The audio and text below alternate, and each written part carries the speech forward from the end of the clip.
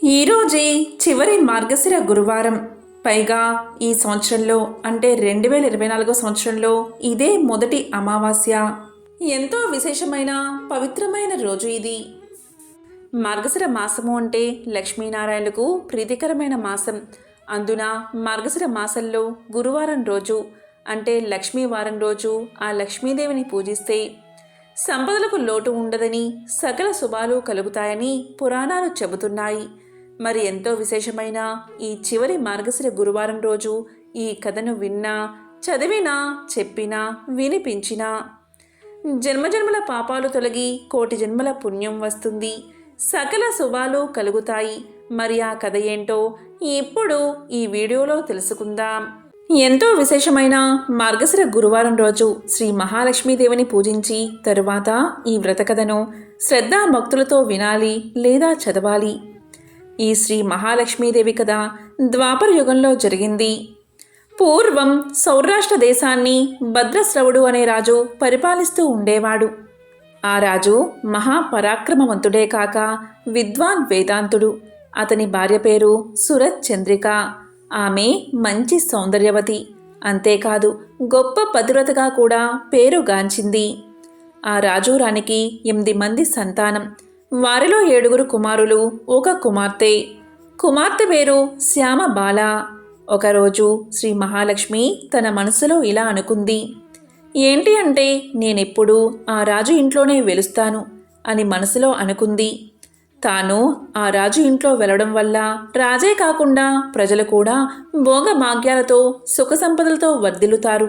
అలా కాకుండా ఒక దరిద్రుడి ఇంట్లో వెలిస్తే ఆ కుటుంబమే భోగభాగ్యాలతో ఉంటుంది అనుకుని ఆ శ్రీ మహాలక్ష్మీదేవి వృద్ధ బ్రాహ్మణ స్త్రీ రూపం దాల్చి మహారాజు కోట ద్వారం వద్దకు ప్రవేశించింది. తన చేతిలోని కర్రను శబ్దం చేసుకుంటూ సింహద్వారం వద్దకు ప్రవేశించింది ఆమె. దాంతో ఆమెను చూసి ఒక దాసి ఇలా అడిగింది. అమ్మా, నీ పేరేమిటి?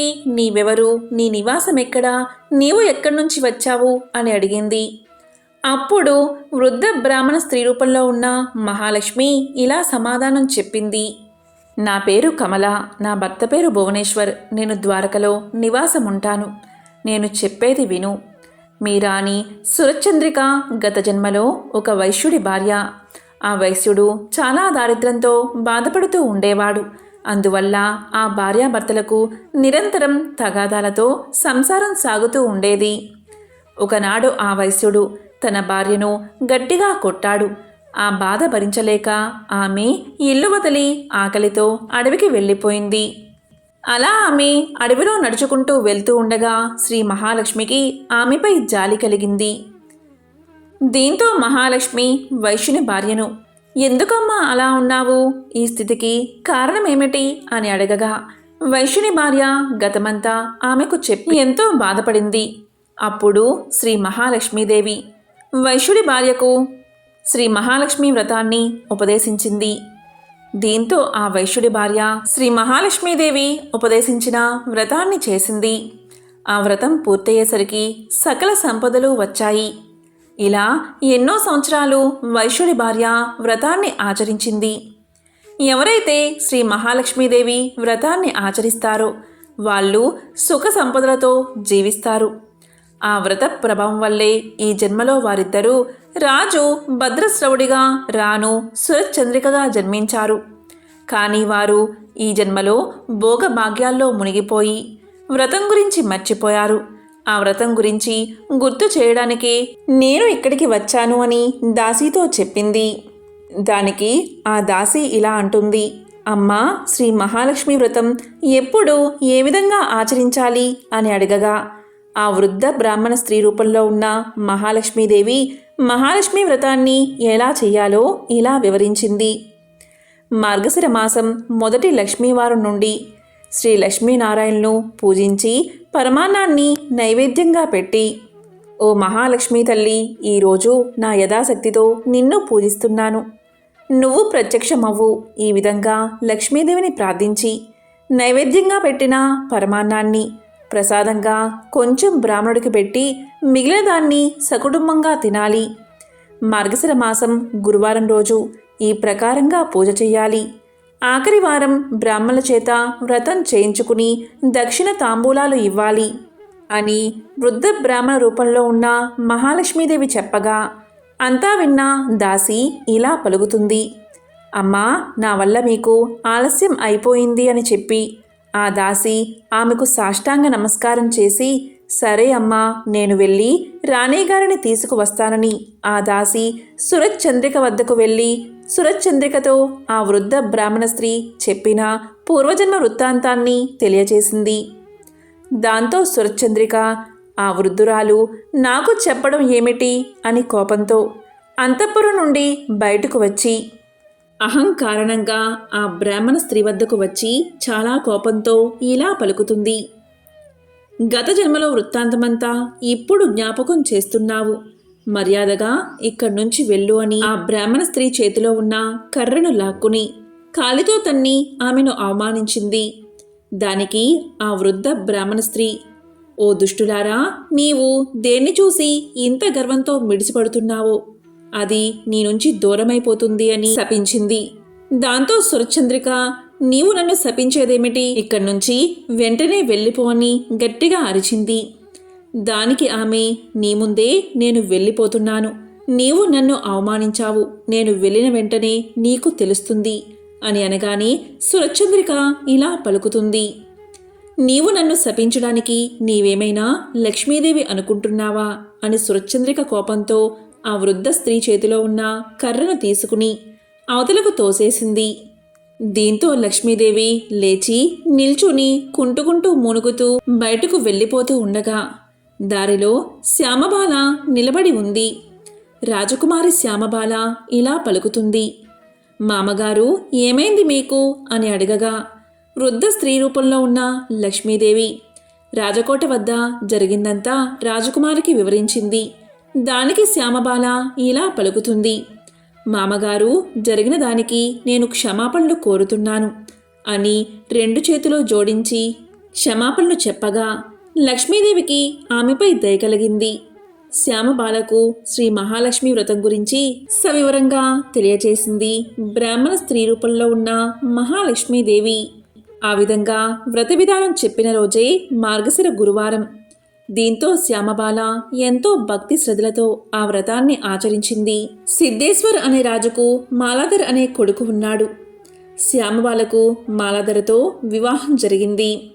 శ్యామబాల వ్రతాన్ని ఆచరించడంతో తన భర్తతో వైభవంతో సిరి సంపదలతో తులతూగుతూ ఉంది.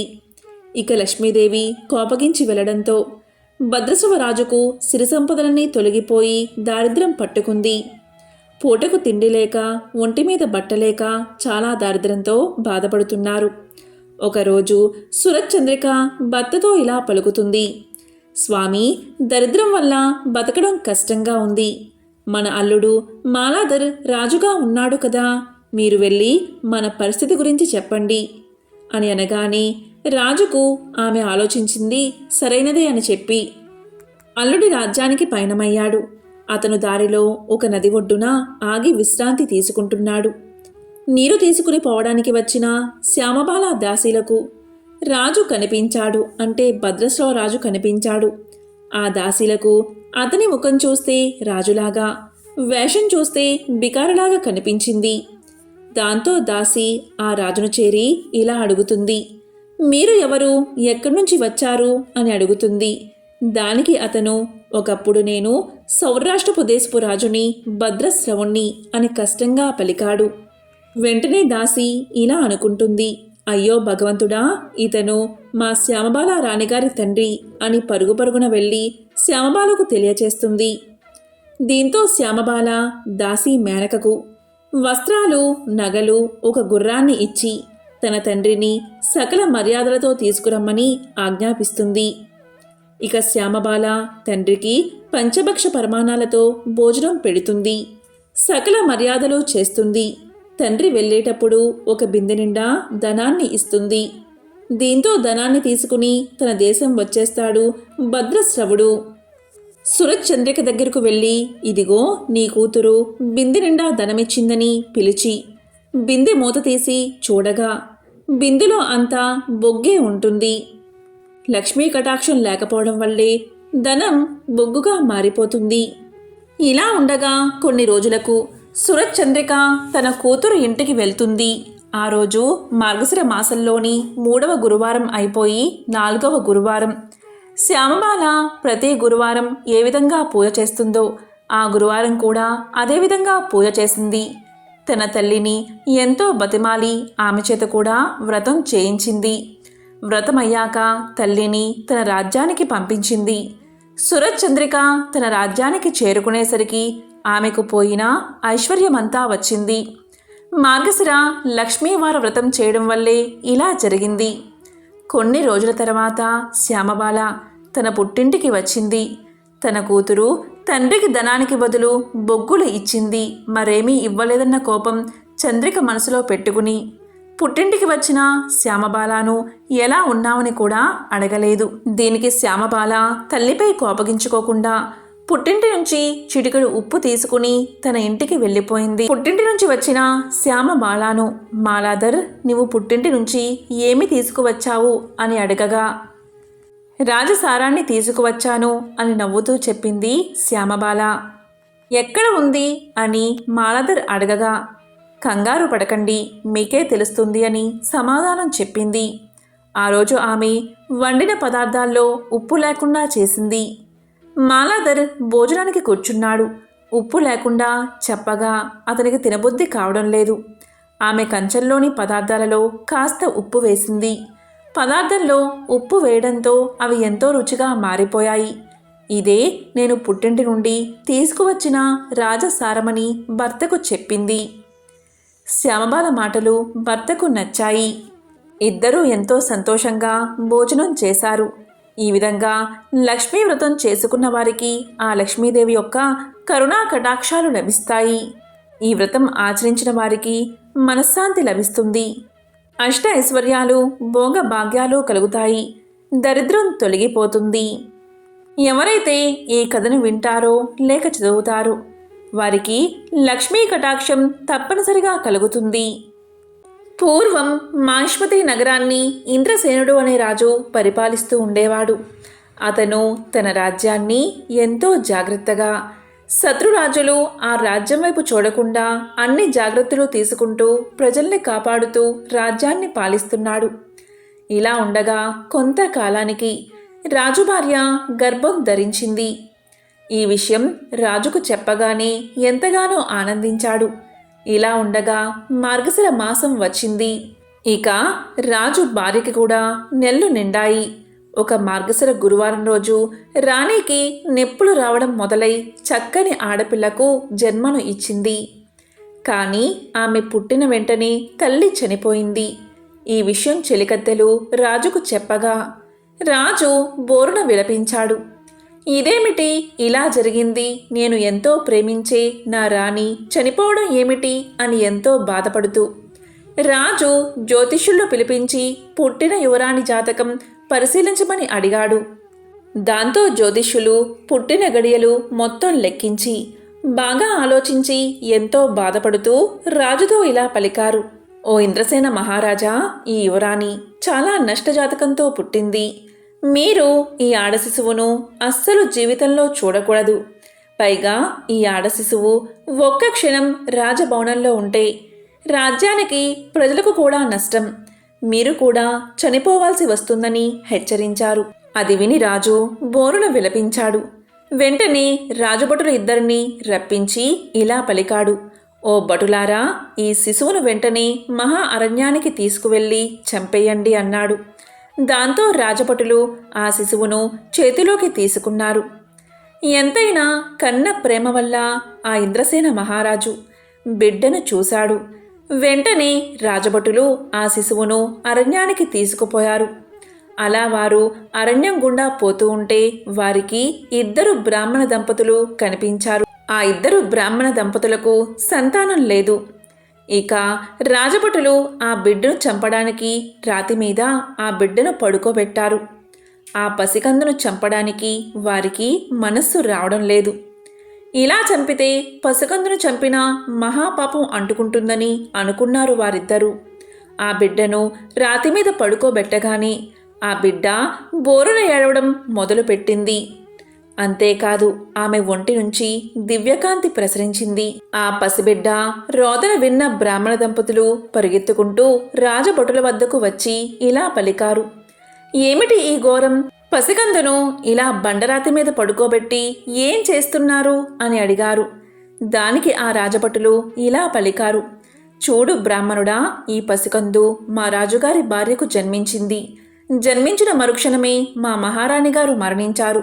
జ్యోతిష్యులు ఈ పాపను నష్టజాతకురాలు అని ఒక్క క్షణం రాజభవనంలో ఉంటే రాజుకు ప్రజలకు నష్టం జరుగుతుందని వెంటనే అరణ్యానికి తీసుకుపోయి చంపమని మా రాజు ఆజ్ఞ వేశారు అని మొత్తం తెలియచేశారు. అది విన్న ఆ పేద బ్రాహ్మణుడు ఇలా పలికాడు. చూడండి రాజభటులారా, ఈ లోకమంటే ఏంటో తెలియని పసికందును ఇలా చంపడం బ్రహ్మహత్యా పాపంతో సమానం. ఈ పసికందును మాకు ఇవ్వండి, మేము పెంచుకుంటాము. మీరు మీ రాజుకు చంపాము అని ఏ మృగానివో ఆనవాళ్ళు చూపించండి అని చెప్పాడు. ఇక రాజభటులకు ఈ ఆలోచన బాగా నచ్చింది. దాంతో వారు బిడ్డను ఆ బ్రాహ్మణుడికి ఇచ్చేశారు. దారిలో చనిపోయిన మృగానివి కళ్ళు తీసుకుని వెళ్ళి రాజుకు ఆనవాళ్లు చూపించారు. రాజు ఆ బిడ్డను తీసుకుని వెళ్లే ముందు చూసినప్పటినుంచి అతనికి గుండెల్లో నొప్పి ప్రారంభమైనది. ఆ నొప్పి ఎంతటికీ తగ్గడం లేదు. దేశాల్లో గల వైద్యులందరూ వచ్చి మందు ఇచ్చినా సరే కొంచెమైనా నొప్పి తగ్గలేదు. ఆ రాజు గుండెల్లో నొప్పితో ఎంతో బాధపడుతూ ఉన్నాడు. ఇక పేద బ్రాహ్మణ దంపతులు తీసుకువెళ్లిన బిడ్డను వారు ఎంతో గారాబంగా పెంచుకోసాగారు. ఇక ఆ పిల్ల ఆ రాజ్యంలోని ఆ పేద బ్రాహ్మణ దంపతుల కుటుంబంలో పెరుగుతూ వచ్చింది. అలా ఆ పిల్లకు 16 సంవత్సరాలు వచ్చాయి. ఇక తండ్రి ప్రోత్సాహంతో మార్గశిర గురువారం నోము పట్టి 12 మంది ముత్తైదువులకు 12 చీరలు, రవికల గుడ్డలు, దక్షిణ తాంబూలాలు, వాయనాలు ఇచ్చి వ్రతం ముగించింది ఆమె. ఇక ఇంద్రసేన మహారాజుకు గుండెల్లో నొప్పి మాత్రం ఏమాత్రం తగ్గలేదు. మంచం పట్టి ఉన్నాడు. ఇక రాజు ఆ బాధను భరించలేక ఒకరోజు రాజభటులను పిలిపించి ఇలా అన్నాడు. రాజభటుల్లారా, నా గుండెలో గల నొప్పిని ఎవరైతే పోగొడతారో వారికి నా అర్ధరాజ్యం ఇచ్చేస్తాను అని చాటింపు వేయించమని ఆజ్ఞాపించాడు. ఇక ఆ పేద బ్రాహ్మణుడి కూతురు మార్గశిర గురువారం నోము వల్ల ఆమెకు తెలియని శక్తి వచ్చింది. అదేంటి అంటే ఆ రాజ్యంలో ఎవరికైనా జబ్బు చేస్తే బ్రాహ్మణ కూతురు వెళ్ళి అక్కడ దైవాన్ని ప్రార్థిస్తే ఆ జబ్బు తగ్గిపోతూ ఉంటుంది. క్రమక్రమంగా ఆమె గొప్పతనం రాజ్యమంతా పాకింది. రాజపురోహితులకు ఈ విషయం తెలిసింది. వెంటనే పేద బ్రాహ్మణుణ్ణి తన కూతురుని రాజభవనానికి తీసుకురమ్మని వర్తమానం పంపారు. ఇక ఆ పేద బ్రాహ్మణుడు అతని కూతురు రాజభవనంలోకి వెళ్ళి గుండెల్లో నొప్పితో బాధపడుతున్న రాజుకు జబ్బు నయమయ్యేలా ప్రార్థన చేసింది ఆమె. ఆశ్చర్యంగా మరుక్షణంలోనే నొప్పి తగ్గిపోయింది. దానికి రాజు ఎంతో సంతోషించాడు. ఇక రాజు ఆమెను చూసి ఎంతగానో ఏడ్చాడు. ఇక ఇప్పుడు విషయం చెప్తే రాజు కుమార్తెను ఆదరిస్తాడని జరిగిందంతా పేద బ్రాహ్మణుడు రాజుకు వివరించాడు. ఇక రాజు ఆ బిడ్డను అక్కున చేర్చుకుని పేద బ్రాహ్మణుణ్ణి అతని భార్యను కూడా తన కోటలోనే ఉంచుకున్నాడు. ఇదంతా ఆమె మార్గశిర లక్ష్మీవారం నోము నోచుకోవడం వల్లే జరిగిందని పేద బ్రాహ్మణుడు మరియు అతని భార్య ఎంతో సంతోషించారు. అప్పట్నుంచి ప్రతి సంవత్సరం మార్గశిర లక్ష్మీవార నోము రాజ్యంలో ప్రతి ఇంట్లో నోచుకోవాలని రాజు చాటింపు వేయించాడు. అలా వారు ప్రతి సంవత్సరం మార్గశిర లక్ష్మీవార నోము నోచుకుంటూ సుఖంగా ఆనందంగా జీవితాన్ని గడిపారు. ఈ మార్గశిర లక్ష్మీవార వ్రతం లక్ష్మీదేవికి చాలా ప్రీతికరమైనదని పరాశర మహర్షి నారదుడికి తెలియచేశారు. మార్గశిర నెలలో లక్ష్మీ పూజ చేసుకుని ఈ వ్రతాన్ని ఆచరించడం వల్ల రుణ సమస్యలు తొలగి శ్రేయస్సు, సంపద, ఆరోగ్యం కలుగుతాయని పురాణాలు చెబుతున్నాయి. పూర్వకాలంలో కళింగ దేశంలో ఒక బ్రాహ్మణుడు ఉండేవాడు. అతనికి సుశీల అనే ఒక కూతురు ఉండేది. ఆమెకి చిన్నతనంలోనే తల్లి చనిపోవడం వల్ల సౌతి తల్లి పిల్లల్ని ఎత్తుకోమని చెప్తూ కొంచెం బెల్లం ఇచ్చేది. ఆ సుశీల సవతి పిల్లలను ఆడిస్తూ ఇంటి వద్ద సవతి తల్లి మార్గశిర లక్ష్మీ పూజ చేయడం చూసి ఆమె కూడా మట్టితో మహాలక్ష్మిని చేసి జిల్లేడు పూలతో ఆకులతో పూజ చేసి ఆడుకోమని ఇచ్చిన బెల్లాన్ని నైవేద్యంగా పెడుతూ ఆడుకునేది సుశీల. ఇలా సుశీల పెరిగి పెద్దదై యుక్త వయసుకు వచ్చింది. తరువాత కొన్ని రోజులకు ఆమెకు వివాహం జరిగింది. అత్తవారింటికి పోతూ తాను తయారు చేసుకున్న లక్ష్మీదేవి మట్టి బొమ్మను కూడా సుశీల వెంట తీసుకుపోయింది. ఆమెతో మహాలక్ష్మి కూడా వెళ్ళిపోయింది. అందువల్ల అత్తవారింట ఆమెకు సకల సంపదలు కలిగాయి. పుట్టింట గర్భదరిద్రం దాపరించింది. సుశీల వెళ్ళిన చోట మహా ఐశ్వర్యాన్ని అనుభవిస్తున్నారు. పుట్టింటి వారు కటిక దరిద్రులు అయిన సంగతి తెలుసుకున్న సుశీల ఎంతో బాధపడుతుంది. ఒకరోజు సుశీల పినతల్లి దరిద్రాన్ని భరించలేక కొడుకును పిలిచి ఇలా పలుకుతుంది. నాయనా, నీ అక్క సకల ఐశ్వర్యాలతో సుఖంగా ఉంది. నీవు నీ అక్క దగ్గరికి వెళ్ళి మన అవస్థ గురించి తెలియచేసి కొంచెం ధనాన్ని ఇవ్వమని చెప్పి ఆ ధనాన్ని ఇంటికి తీసుకురా అని తెలియచేసింది తల్లి. ఇక సుశీల తమ్ముడు సుశీల ఇంటికి వెళ్ళి వారి దరిద్రం గురించి తెలియచేశాడు.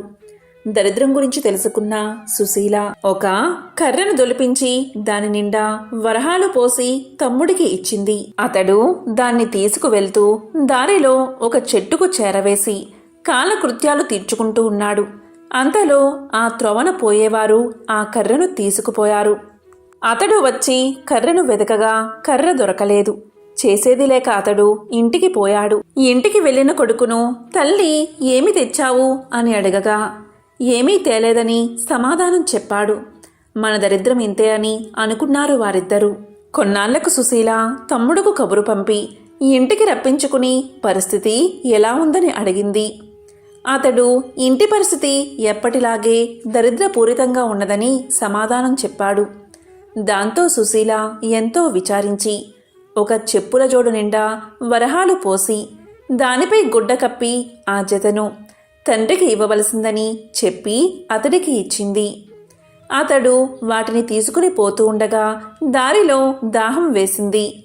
అందువల్ల వాటిని ఒక చెరువు గట్టు మీద పెట్టి నీరు తాగుతూ ఉన్నాడు. అంతలో ఒక కుక్క జోళ్ల వాసన పసిగట్టి వాటిని నోటకరుచుకుని పారిపోయింది. సుశీల తమ్ముడు గట్టు మీదకు వచ్చి చూసేసరికి చెప్పులు లేవు. వెతికి వెతికి అవి ఎక్కడా కనబడకపోవడం వల్ల అతను ఇంటికి చేరుకున్నాడు. జరిగిన విషయమంతా తల్లికి తెలియచేశాడు. తల్లి జరిగిన దానికి బాధపడి మన దరిద్రం ఇలా ఎందుకు ప్రాప్తించిందో అని విచారించింది. మరి కొన్నాళ్లకు సుశీల తన తమ్ముణ్ణి రప్పించి అక్కడ పరిస్థితి ఎలా ఉంది అని అడిగింది. అతడు జోళ్లు పోయినమని చెప్తే అక్క కోపగించుకుంటుందని భయపడి ఆ సంగతి చెప్పకుండా అక్కడ పరిస్థితి ఎప్పటిలాగే ఉన్నదని తెలియచేశాడు. అప్పుడు సుశీల ఒక గుమ్మడికాయను తొలిపించి దాని నిండా వరహాలు పోసి తమ్ముడికి ఇచ్చింది. దానిని తీసుకుని వచ్చేటప్పుడు అతడు దానిని చెరువుగట్టు మీద పెట్టి నీటిలోకి దిగాడు. అప్పుడే ఆ త్రోవలో పోతున్న కోమటి అక్కడ గుమ్మడికాయ ఉండడం చూసి దాన్ని పట్టుకుపోయాడు. ఆ బ్రాహ్మణుడు చెరువుగట్టు మీద గుమ్మడికాయ కనిపించకపోవడం వల్ల ఇంటికి వెళ్ళిపోయాడు. తల్లి ఏమి తెచ్చావు అని అడగగా జరిగిందంతా చెప్పాడు. తల్లి ఎంతో బాధపడింది. సుశీల కొంతకాలముండి పుట్టింటి సంగతులు తెలుసుకోవడానికి వెళ్ళి మార్గశిర కనక మహాలక్ష్మి నోము పడితే వారి దరిద్రం తీరుతుందని తలచి తల్లిదండ్రులను తన ఇంటికి తీసుకువెళ్ళింది. ఒకరోజు ఆమె తల్లితో ఇలా పలికింది. అమ్మా, ఈవేళ మార్గశిర లక్ష్మీవారం కాబట్టి మనం నోము నోచుకోవాలి. నీవు ఎంగిలి పడకు అని చెప్పింది. దానికి తల్లి అలాగే అని పిల్లలకు చద్దన్నం పెడుతూ అలవాటు ప్రకారం ఒక ముద్దను నోట్లో వేసుకుంది. అంతలో కుమార్తె వచ్చి నోము నోచుకోవడానికి స్నానం చెయ్యమని పిలిచింది. అప్పుడు తల్లి సుశీలతో ఇలా చెప్పింది. అమ్మా సుశీల, పిల్లలకు చద్దన్నం పెడుతూ మర్చిపోయి ఒక ముద్ద నోట్లో వేసుకున్నాను అని చెప్పింది. అది విన్న సుశీల ఎంతో బాధపడి తాను మాత్రమే నోము నోచుకుంది. అంతలో రెండవ లక్ష్మీవారం వచ్చింది. అప్పుడు సుశీల తల్లి దగ్గరకు చేరుకుని, అమ్మా, ఈ వారమైనా జాగ్రత్తగా ఉండమని చెప్పింది. అది విన్న తల్లి, నేనేమైనా చిన్న పిల్లనా, నేను జాగ్రత్తగా ఉంటానని చెప్పి పిల్లలకు తలంటి నీళ్లు పోస్తూ నూనె గిన్నెలో మిగిలిపోయిన నూనెను తలకు రాసుకుంది. అప్పుడు సుశీల వచ్చి తల్లిని నోము నోచుకోవడానికి స్నానం చెయ్యమని చెప్పింది. అప్పుడు తల్లి మర్చిపోయి తలకు నూనె రాసుకున్న సంగతి తెలియచేసింది. అయ్యో, ఈ వారం కూడా వృధాగా పోయింది కదా అనుకుని సుశీల మాత్రం నోము నోచుకుంది. తరువాత మూడవ లక్ష్మీవారం వచ్చింది. అప్పుడు సుశీల తల్లితో, అమ్మా, ఈ వారమైనా జాగ్రత్తగా ఉండు, నోము నోచుకో అని గట్టిగా చెప్పింది. తల్లి అలాగే చేస్తానని చెప్పి పిల్లలకు తలదువ్వుతూ తాను కూడా తలదువ్వుకుంది. అంతలో కుమార్తె వచ్చి తల్లిని స్నానానికి రమ్మని పిలిచింది. అప్పుడు తల్లి ఇలా చెప్పింది. మరిచిపోయి తలదువ్వుకున్న సంగతి తెలియచేసింది. అది విని దరిద్రులను బాగు చేయడం మానవులకు సాధ్యం కాదు అనుకుని సుశీల తానే నోము నోచుకుంది. మరికొన్ని రోజులలో 4వ లక్ష్మీవారం వచ్చింది. సుశీల ఈ వారమైనా తల్లి చేత నోమును నోపించాలని పట్టుదలతో ఆమెను ఒక గోతిలో కూర్చోబెట్టి పైన బల్లను మోతేసి తాను పనులు చేసుకుంటూ ఉంది. ఇంతలో పిల్లలు అక్కడున్న అరటి పళ్ళను తిని వాటిపై తొక్కలను బల్ల సందు నుండి గోతిలో పడేశారు. అందులో ఉన్న తల్లి దురదృష్టవంతురాలు అవడం వల్ల ఆ తొక్కలు తిన్నది. అంతలో కుమార్తె వచ్చి మీదనున్న బల్ల తీసి ఆ తల్లిని స్నానానికి రమ్మని పిలవగా తాను అరటిపళ్ళ తొక్కలు తిన్న సంగతి తెలియచేసింది. దీంతో సుశీల ఎంతో విచారించి తానే నోము నోచుకుంది. తరువాత 5వ మార్గశిర గురువారం రానే వచ్చింది. అప్పుడు సుశీల తన తల్లి తన చెంగుకు ముడేసుకుని తన వెంట ఆమెను తిప్పుకుంటూ పనులన్నీ ముగించుకున్న తర్వాత ఆమెకు కూడా స్నానం చేయించి నోము నోపించింది. కూతురు పూర్ణపు కుడుములు నైవేద్యం పెట్టినప్పుడు మహాలక్ష్మీదేవి స్వీకరించి తల్లి పెట్టినప్పుడు మాత్రం స్వీకరించలేదు. అది చూసి అలా చేయడానికి కారణం ఏమిటని మహాలక్ష్మిని అడిగింది సుశీల. అందుకు మహాలక్ష్మీదేవి ఇలా పలికింది. అమ్మాయి సుశీల, నీ చిన్నతనమున నీవు బొమ్మలతో ఆడుకుంటూ ఉండగా నీ సవతి తల్లి నిన్ను చీపురు పట్టుకుని కొట్టింది. అందుచేతనే నేను ఆమె నైవేద్యాన్ని పుచ్చుకోవడం లేదు అని పలికింది. అప్పుడా సుశీల తల్లి ఆమె తప్పు క్షమించి నైవేద్యాన్ని స్వీకరించి వారికి భోగభాగ్యాలు కలిగేటట్లు ఆశీర్వదించమని ప్రార్థించింది. దీంతో మహాలక్ష్మి ప్రసన్నురాలై తల్లి కూతుళ్లను దీవించింది. తరువాత సుశీల ఆమె తల్లిచే యథావిధిగా నోము నోపించి నోము పట్టిన మొదటి వారం పులగాన్ని, 2వ వారం క్షీరాన్నాన్ని, 3వ వారం ముద్ద కుడుములను, 4వ వారం పరమాన్నాన్ని నైవేద్యంగా పెట్టించి పుష్యమాసపు లక్ష్మీవారం నాడు పూర్ణపు కుడుములను సమారాధనకు పెట్టించి నోమును పూర్తి చేయించింది. తరువాత ఆమె పుట్టింటవారు దరిద్ర విముక్తులై ధనధాన్యాలతో తులతూగుతూ ఉన్నారు. ఈ మార్గశిర లక్ష్మీవార వ్రత పూజా విధానం దీపావళి లక్ష్మీ పూజ, వరలక్ష్మీ పూజ వలె ఉన్నప్పటికీ అమ్మవారికి సమర్పించే నైవేద్యం వైవిధ్యమైనది. మార్గశిర నెలలో వచ్చే అన్ని గురువారాల్లో ఉదయమే నిద్రలేచి ఇల్లు శుభ్రం చేసి తలస్నానం చేయాలి. ప్రత్యేకించి పూజ ముగిసే వరకు తలకు నూనె రాసుకోవడం, దువ్వుకోవడం చేయరాదు. చక్కగా అలంకరించబడిన లక్ష్మీ అమ్మవారి యొక్క చిత్రపటానికి లేదా చిన్న విగ్రహాన్ని పూజకు సిద్ధం చేసుకుని పువ్వులతో అందంగా అలంకరించాలి. ముందుగా గణపతికి ప్రథమ పూజ చేయాలి. తరువాత లక్ష్మీ అమ్మవారికి అదాగా షోడశోపచార పూజ, అష్టోత్తర పూజను చేయాలి. నెల రోజులు ప్రతి గురువారం ప్రత్యేక నైవేద్యాన్ని సమర్పించాలి. ఈ మార్గశిర లక్ష్మీ పూజ కథ చదువుకుని అక్షింతలు శిరస్సుపై ధరించాలి. లక్ష్మీ పూజ మార్గశిర నెలలో అన్ని గురువారాలు చేస్తారు. కేవలం 4 గురువారాలు మాత్రమే మార్గశిర మాసంలో ఉంటాయి. కానీ ఈ లక్ష్మీ పూజ పుష్యమాసంలో వచ్చే మొదటి గురువారం రోజు కూడా తప్పనిసరిగా చేయాలి. ఇదే ఇక్కడి విశేషం. ఈ సందర్భంగా లక్ష్మీ అమ్మవారికి సంబంధించిన మరొక విశేషమైన కథను ఇప్పుడు ఈ వీడియోలో తెలుసుకుందాం. అదే మార్గశిర లక్ష్మీవార వ్రత కథ, కనక మహాలక్ష్మీదేవి కథ. పూర్వం పరాశర మహాముని, నారద మహాముని కలిసి త్రిలోక సంచారానికి బయలుదేరారు. వారలా తిరుగుతూ భూలోకంలో ఒక గ్రామాన్ని చేరుకున్నారు. ఆ సమయంలో ఆ గ్రామవాసులకు బ్రాహ్మణ, వైశ్య, క్షత్రియ, శూద్ర జాతుల వారంతా వారి వారి ఇళ్లను గోమయంతో అలకి లక్ష్మీదేవి పాదాల ముగ్గులు పెట్టారు. స్త్రీలందరూ తలంటు స్నానాలు చేసి కొత్త బట్టలు ధరించి మహాలక్ష్మీ పూజ చేస్తూ ఉన్నారు. ఆ గ్రామవాసుల భక్తి శ్రద్ధలకు నారదుడు ఆశ్చర్యపడి పరాశర మునితో ఇలా పలికాడు.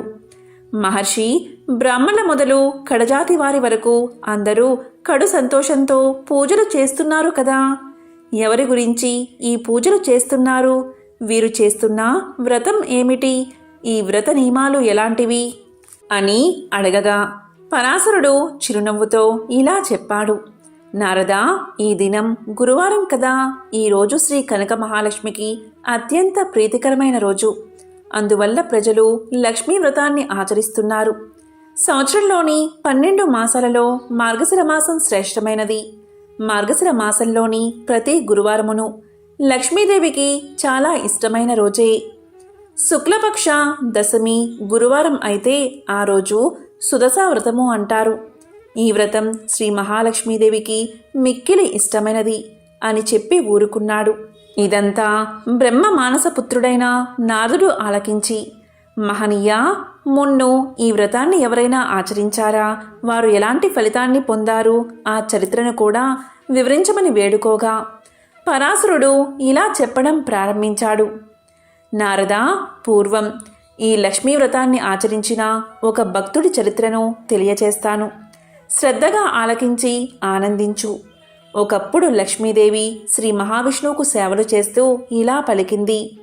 నాదా, ఈ దినం నా వ్రతాన్ని ఆచరించే గురువారం కాబట్టి మీరు అనుమతి ఇస్తే నగరంలో సంచరించి తిరిగి వస్తాను అని ప్రార్థించింది. లక్ష్మీదేవి కోరికను మన్నించి విష్ణువు అలాగే పోయి రమ్ము అని పలికాడు. అప్పుడు లక్ష్మీదేవి సకల ఆభరణాలు ధరించి పట్టు వస్త్రాలు కట్టుకుని బయలుదేరింది.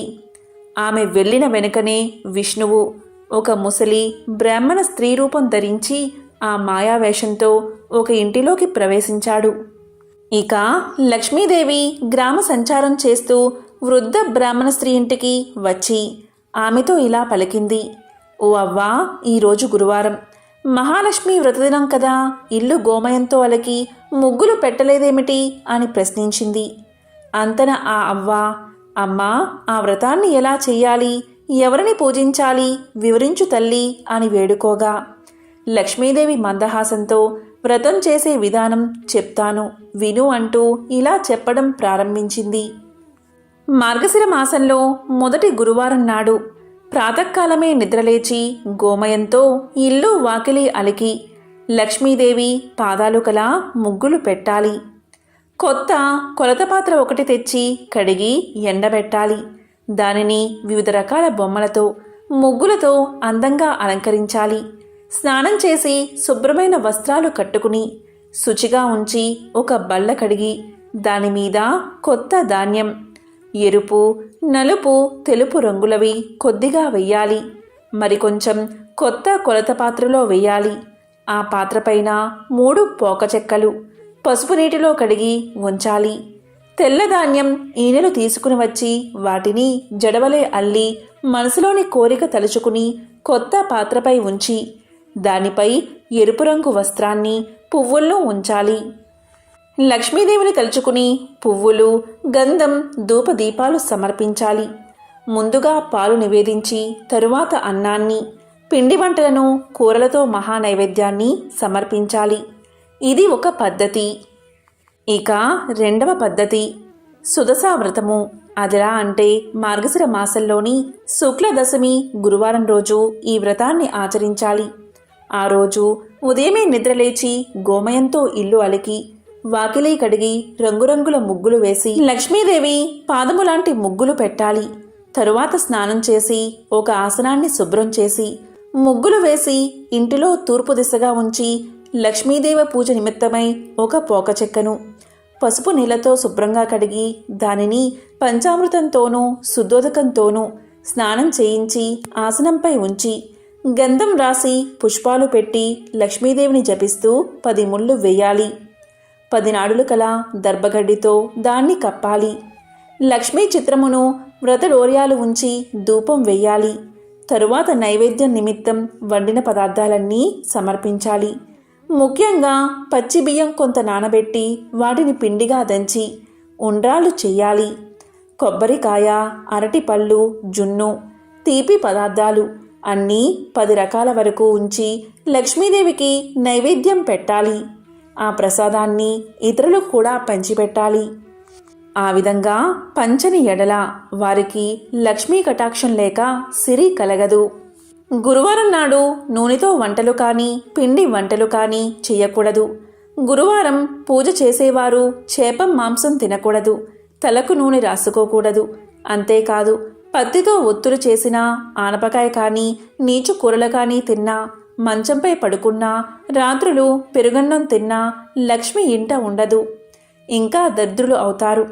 గురువారం నాడు ప్రాతకాలమే లేచి పొయ్యిలోని కాలిన బూడిదను తీయకపోయినా, వీధి వాకిలి తుడవకపోయినా ఇంట లక్ష్మి నిలవదు. గురువారం నాడు ఏ స్త్రీ శుచి అయి తెల్లని వస్త్రాన్ని కట్టుకుంటుందో వారి ఇంట లక్ష్మీదేవి ప్రసన్నురాలై ఉంటుంది. ఏ స్త్రీ గురువారం నాడు పిల్లలను తిట్టడం, కొట్టడం చేస్తుందో, ఇల్లు వాకిలి శుభ్రం చేయదో, వంట సామాన్లు అంట్లు తోమదో, సాయం సమయమున గుమ్మం దగ్గర సంధ్యాదీపం ఉంచదో, ఆ స్త్రీ ఉన్న ఇంట ఒక్క క్షణమైనా లక్ష్మి ఉండకపోగా ధనహాని, సంతానహాని కలగజేస్తుంది. అలాగే గురువారం రోజున ఉడకని పదార్థాలు తినడం, అమిత నిద్ర, అమావాస్య, సంక్రాంతి తిథులలో అశుభ్రంగా ఉండి విహరించడం, అత్తమామలను సేవించక కస్సుబుస్సులాడడం చేసే స్త్రీల ఇంట లక్ష్మీదేవి పాదమైనా నిలవదు. ఇంకను భోజనానికి ముందు తరువాత కాళ్ళు, చేతులు, ముఖం ఏ స్త్రీ కడుక్కోదో, ఏ స్త్రీ ఇతరులతో మాట్లాడుతున్నప్పుడు చీటికి మాటికి నవ్వుతూ ఉంటుందో, ఏ స్త్రీ బూడిద గుమ్మడికాయను కోస్తుందో అలాంటి స్త్రీలు నీచ బుద్ధి కలవారై అన్న వస్త్రాలకు దూరమైపోతారు. ఏ వనిత గురువారం నాడు ధర్మం చేయక, పూజలు చేయక పురుష సాంగిత్యాన్ని కోరుకుంటుందో ఆమె పాపకోపమునకు పోవడమే కాదు, బతికినన్న రోజులు తిండికి మొహం వాసిపోయేదిగా అయిపోతుంది. గురువారం, అమావాస్య, సంక్రాంతి పర్వతిథులయందు నిషిద్ధ పదార్థాలను ఏ స్త్రీ భుజిస్తుందో ఆమె అవసాన కాలమున అనేక బాధలు పడి చనిపోయిన తర్వాత యమకింకరులతో నానా బాధలు పడుతుంది. జ్ఞానవంతురాలైన ఏ స్త్రీ ఆ 3 రోజుల్లో భక్తితో దైవసేవలు, ఒక పూట భోజనం, కలిగినంతలో దానధర్మాలు చేస్తుందో అటువంటి స్త్రీకి ధనధాన్యాలు, పుత్ర సంతానం, సంతానాభివృద్ధి కలుగుతాయి. ప్రతి స్త్రీ తాను ఆచరించే నిత్య కృత్యాలను బట్టి సిరి సంపదలు కలుగుతాయి. స్త్రీ ఉదయం నిద్ర నుంచి లేచిన వెంటనే ముఖం కడుక్కోవాలి. అలా కడుక్కోని స్త్రీ ముఖము చూస్తే పాతకాలు కలగడమే కాదు, ఏ కార్యం తలపెట్టినా జయం కలగదు. స్త్రీ దక్షిణం వైపు, పడమర వైపు ముఖం పెట్టుకుని ఏ పదార్థాన్ని తినకూడదు. దీపం లేని చీకటి ఇంట భోజనం చేయకూడదు. చీకటి పడిన తర్వాత నూనె రాసుకోకూడదు. మాసిన కట్టుబట్టలను ఎక్కడ పడితే అక్కడ పడవేయకూడదు. ఏ వనిత ఇంటికి తిరగడం, భర్త ఆజ్ఞ లేకనే ఇష్టం వచ్చినట్లు సంచరించడం, భర్త మాటలు వినక ఎదురు చెప్పడం, దైవ కార్యాలయందు, దేవ బ్రాహ్మణులయందు భక్తి విశ్వాసాలు లేకుండా ఉండడం, దాన ధర్మాలు చేయకపోవడం, అటువంటి వనిత గృహం రుద్రభూమితో సమానంగా భావించి లక్ష్మీదేవి అక్కడ అడుగు పెట్టదు. ఉత్తమ స్త్రీ భర్తను సేవించి భర్త అనుజ్ఞ ప్రకారం నడుచుకుంటుంది. అతిథి సత్కార్యాలు చేస్తూ అత్తమామలను సేవిస్తూ విడవకుండా ఆచరిస్తుంది. తన బిడ్డ పరాయి బిడ్డ అని వివక్షతను చూపక అందరికీ సమానంగా వడ్డిస్తుంది. భర్త సుఖమే తన సుఖం, భర్త కష్టమే తన కష్టమనే భావనతో మెలుగుతుంది. అలాంటి ఇంట లక్ష్మీదేవి సంతోషించి కలకాలము ఆ ఇంట్లో ఉంటుంది. నారద, ఈ విధంగా మహాలక్ష్మి ఆ వృద్ధ బ్రాహ్మణ స్త్రీకి గురువార వ్రతాన్ని ఆచరించే విధానం చెప్పి ప్రతి వీధికి ప్రతి ఇంటికి వెళ్ళి చూసింది. కానీ అప్పటికి ఏ స్త్రీ కూడా నిద్ర నుండి లేవలేదు, కాలకృత్యాలు తీర్చుకోలేదు.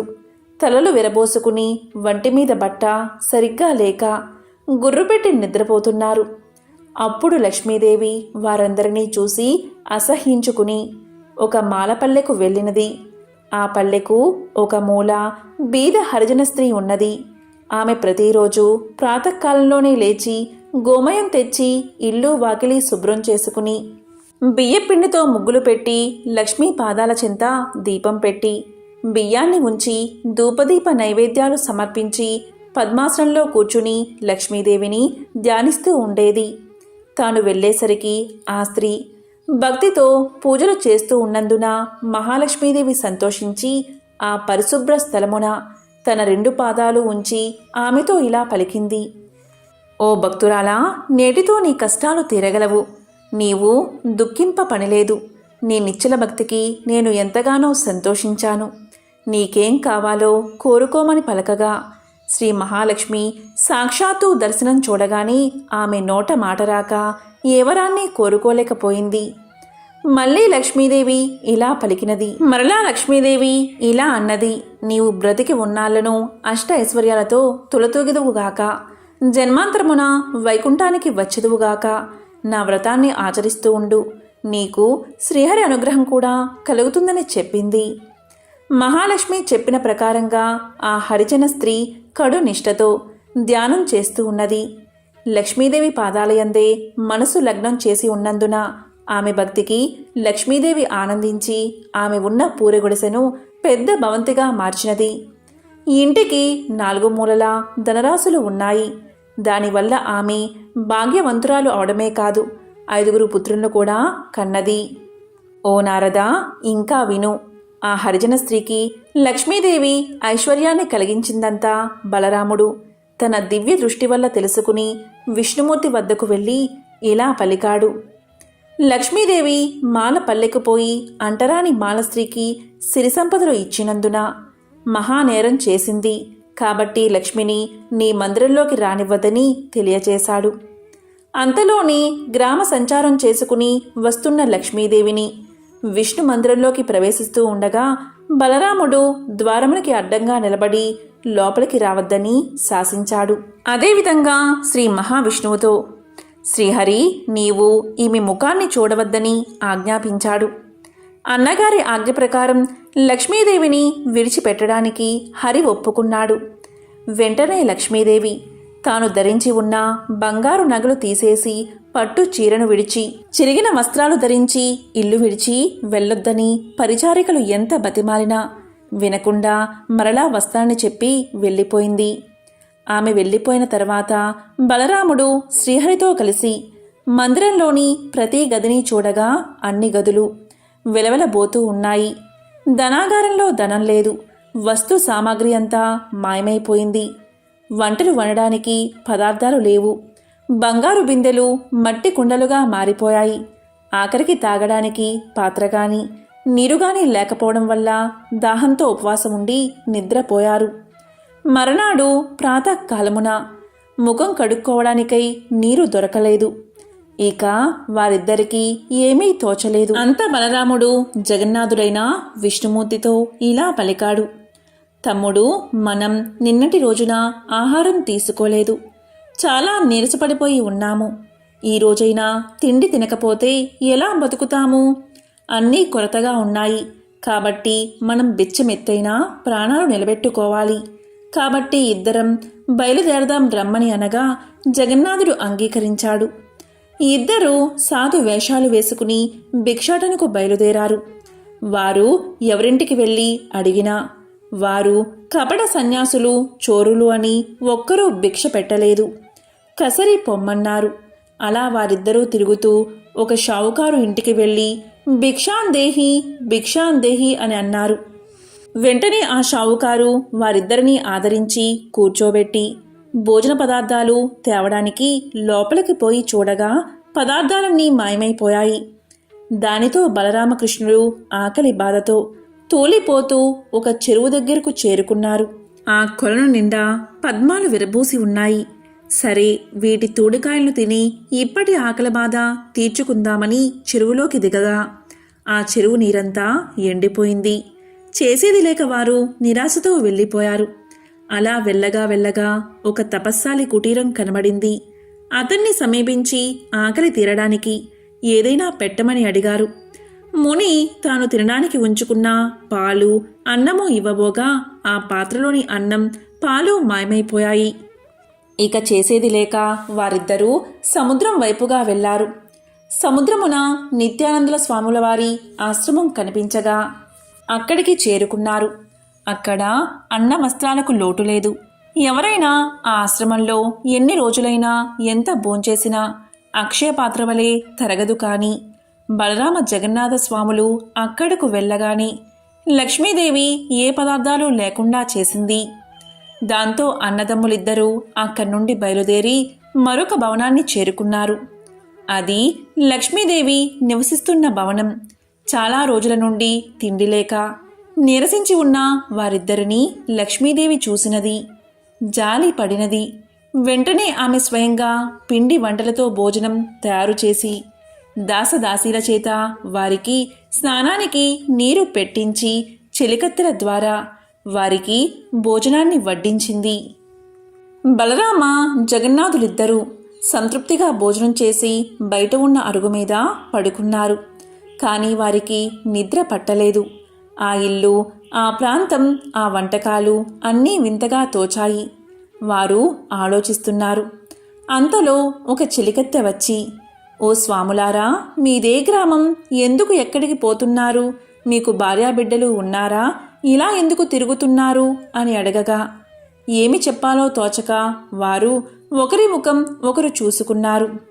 అంతా సర్వేశ్వరుడైన శ్రీహరి ఇలా చెప్పాడు, నేను శ్రీహరిని, ఇతడు నా అన్న బలరాముడు. మా తొందరపాటు వల్ల నా ఇల్లాలైన లక్ష్మీదేవిని ఇంటి నుండి వెళ్ళగొట్టి ఈ కష్టాలు తెచ్చుకున్నాము. ఏ స్త్రీ వల్ల అష్ట ఐశ్వర్యాలు కలుగుతాయో, ఏ నారీమణి కరుణా కటాక్షాల వల్ల వంశాభివృద్ధి కలుగుతుందో, ఏ వనితామణి ఎల్లవెల్లయందు తనను నమ్మి కొలిచిన వారి ఇండ్లయందే మెలుగుతూ ఉంటుందో అటువంటి లక్ష్మీదేవి మమ్మల్ని విడిచి వెళ్ళిపోయింది. అప్పట్నుంచి మాకు దారిద్రము కష్టాలు కలిగాయని తెలియచేశాడు. ఆ దాసి వల్ల ఆ ఇల్లు లక్ష్మీదేవి మందిరమే అని తెలుసుకుని వారు చాలా ఆనందించారు. బలరాముడు విష్ణువుతో, సోదరా, నీవు లక్ష్మీ వద్దకు వెళ్ళి మనం చేసిన తప్పును క్షమించమని అర్థించు అని చెప్పి లోనికి పంపించాడు.